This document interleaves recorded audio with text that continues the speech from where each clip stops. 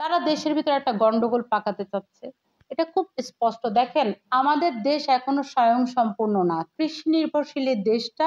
আমার কৃষক ভাইরা ন্যায্য মূল্য পায় না দেখে অনেকে এখন আর কৃষি কাজ করতে চায় না। আমরা কিন্তু দিন শেষে ওই ভারতের কাছে তাকিয়ে থাকি চালের জন্য, ডালের জন্য, রসুনের জন্য, পেঁয়াজের জন্য, আমাদের কোরবানির গরুর জন্য, এবং এই বিদ্যুতের জন্য আদানির দিকে আমরা তাকিয়ে থাকি। অথচ আমরা যেখানে একটা দেশের উপরে নির্ভরশীল, তারা সেখানে ওই দেশটার বিরোধিতা করে। চক্রান্ত, একটা ষড়যন্ত্র। যদি আপনি ভালোই হন, যদি আমরা আমাদের দেশকেই ভালোবাসি, আরেকটা দেশের বিরোধিতা করে দেশের ভিতরে তো গন্ডগোল লাগানোর কোনো প্রয়োজন নেই।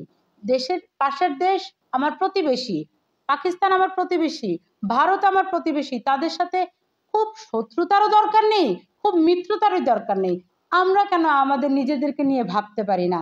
আমরা কেন নিজেদেরকে স্বয়ংসম্পূর্ণভাবে চিন্তা করতে পারি না? প্রতিটা দিন আমরা তো আমাদের দেশের মানুষকে এস্টাবলিশ করার জন্য কাজ করতে পারি, তা না করে ভারত বধ করো, ভারত বধ করো। আরে আপনার যান না মার্কেট গুলাতে, যে সামনে রোজার ঈদ আসছে, মার্কেট গুলাতে সব ইন্ডিয়ান পোশাকে ভরা। ওই ভদ্রলোকের স্ত্রীও ভারতীয় পোশাক ছাড়া ঈদ করতে পারে না। অতএব এত ভারতপন্থীরা দেশে থাকবে না, তাহলে তাদেরই থাকতে পারবে না। এ ধরনের কথা আমার মনে হয় জনগণকে বিভ্রান্ত করার জন্য বলা হচ্ছে। কোনো প্রয়োজন নাই।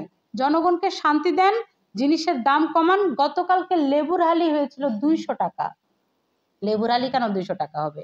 আপনারা বাজার মনিটরিং করতে পারেন না? প্রতিটা জিনিসের দাম এত বেশি হয়ে যায়। আপনারা খালি কথা কথা বলেন। যে প্রেস সচিব একজন আছে, উনি তো মনে হয় চোখেও দেখে না, কানেও শুনে না, ওনার ব্রেনও কাজ করে না।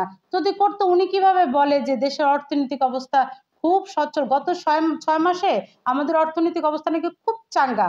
বোধহয় ওনার পকেটের অর্থনীতির অবস্থায় উনি বুঝিয়েছেন। যদি তাই না হতো, মানুষ এখনো কোথাও দাঁড়ালে বাবা 2টা ভিক্ষা দিবে এটা বলে হাত পাতে পাতে না। আমরা কোথাও দাঁড়াতে পারি না। যে ইফতারি কিনতে যাবেন বা যে কোনো জায়গায় আপনি দাঁড়ান, গরিব মানুষগুলা কিন্তু আসে। ওরা কেন আসে? ওরা লজ্জা শরম ভেঙে কেন আসে? কারণ ওরা আসলে অভুক্ত। অভুক্ত মানুষকে আপনারা খেতে দিতে পারেন না। দারিদ্র মুক্ত সমাজ আপনারা তৈরি করার কোনো রকমের কোনো ছক তৈরি করছেন না।